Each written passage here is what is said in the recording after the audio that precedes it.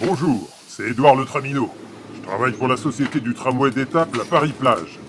Vous savez, le Touquet Paris-Plage, c'est une station balnéaire à la mode. C'est la perle de la Côte d'Opale.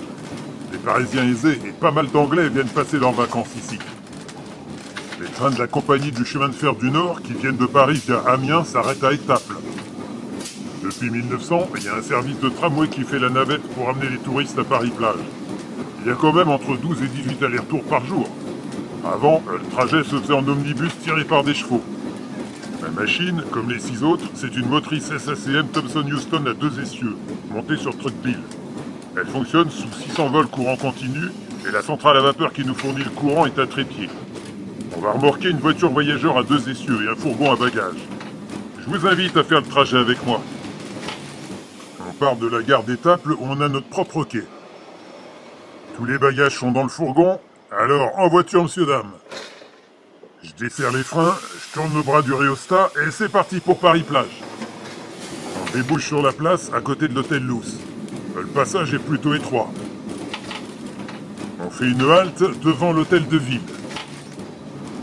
On emprunte le pont Napoléon sur la Conche en direction du trépied. La Conche, c'est un fleuve côtier. Il n'a beau faire que 100 km de long, il a un sacré débit. Le pont a été renforcé en 1900 pour le passage du tramway. La partie maçonnée a été élargie pour faire des trottoirs et la partie en bois a été remplacée par une structure d'acier et de béton avec un tablier métallique. On emprunte le chemin de grande communication 119 et on roule au niveau de la forêt du Touquet. Il faut que je vous rencarde à son sujet. À l'origine, c'est un certain Alphonse Dalloz, un notaire parisien qui a acheté en 1837 1600 hectares de dunes sur le domaine du Touquet.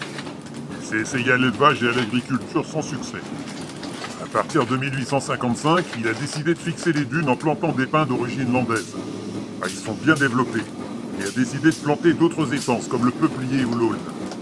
Il était très fier de sa forêt. On dit qu'il y a dépensé 10 fois le prix de son terrain. Au niveau de la dune au loup, la voie se dédouble pour permettre aux rames de se croiser. Eh oui, c'est une ligne métrique à voie unique. D'ailleurs, on vient de croiser un collègue qui se dirige vers Étaples. On fait une halte à la station du château. Vous avez vu comme il est mignon le petit bâtiment à colombage et toit de chaume. Il sert de refuge aux voyageurs. On sort de la forêt. Pour en revenir à monsieur Dalloz.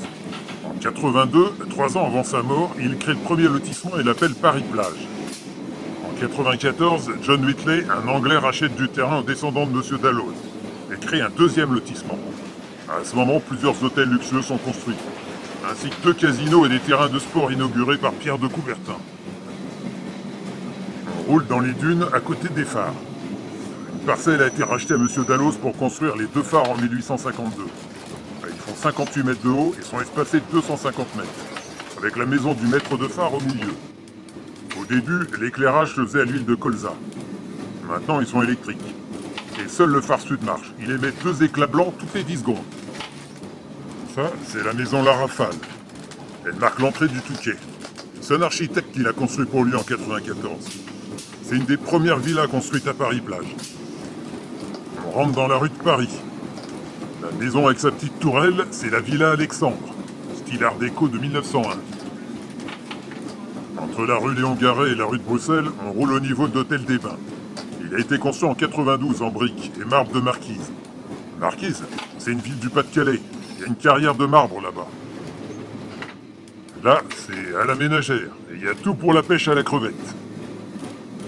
On roule au niveau du Café du Progrès, à côté de la rue Saint-Jean. Allez, dégage ton vélo, on avance, nous. On croise la rue Saint-Jean, et voilà la pharmacie centrale. La rue de Paris, c'est la rue commerçante de Paris-Plage, et elle manque pas d'animation. Je pense que M. Dalloz serait fier de ce qu'il a engendré. Quand il a acheté ce banc de sable, il devait quand même pas se douter de tout ça. Là, c'est toute une série de chalets identiques, construits en 97. Ils portent des noms de plantes. Les roseaux, les joncs, les pervenches, les cyclamènes, le gui. À l'angle de la rue Saint-Louis, le bâtiment en pierre, c'est le Malgache. Il date de 1900. Il a été construit par un pharmacien. Après, la rue fait un coude. Le monsieur devant le tourniquet, il va peut-être acheter une carte postale du tramway avec ma bobine, qui sait. Là, juste avant la rue de Lens, c'est l'hôtel Britannia. On passe la rue de la Paix et on arrive à la gare terminus. À ce niveau, il y a une correspondance pour Berck.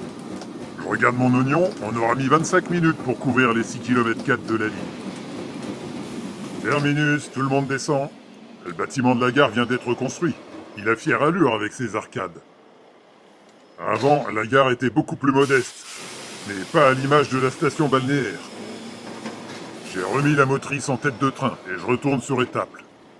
La prochaine fois, je conduirai le petit tramway de Paris-Plage. Et promis, je vous emmènerai. Vous avez le bonjour d'Édouard. À la revoyure!